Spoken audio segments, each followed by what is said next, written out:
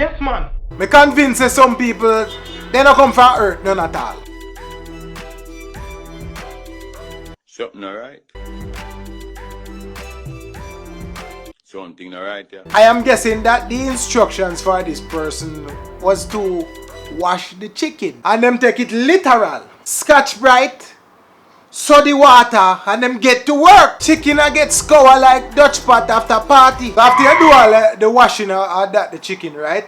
You go cook that, eat it, get sick, then sew down. Maybe you not even get sick, cause that chicken is supposed to be extra clean. The way how you are wash the chicken right now, when you're done, you not even need to cook it. You just, just eat it. You're supposed to hear the extra crisp cleanness of that the chicken when you rub your hand on it. You know, like when you rub your hand on glass after you just wash it?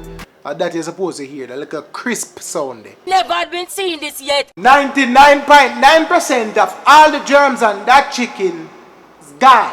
I am wondering, you see, like, maybe the soap can add a little flavor, like if it's a lemon scented soap, it give this chicken a little lemon fragrance to kind of, complement it. Shut up your mouth, man.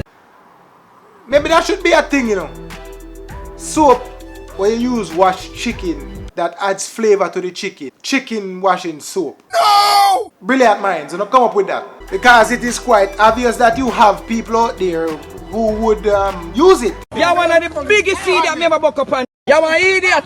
Yo, you're an idiot, Just sorry, so your face never shows so people can know say they enough eat at your yard. And if them did eat at your yard, them fi get themselves checked into a hospital immediately. Some poisoning go on. What happened to water with lime and vinegar? That can't wash chicken again. Chicken can't wash with soap, yeah? People fi have sense. Christ, man!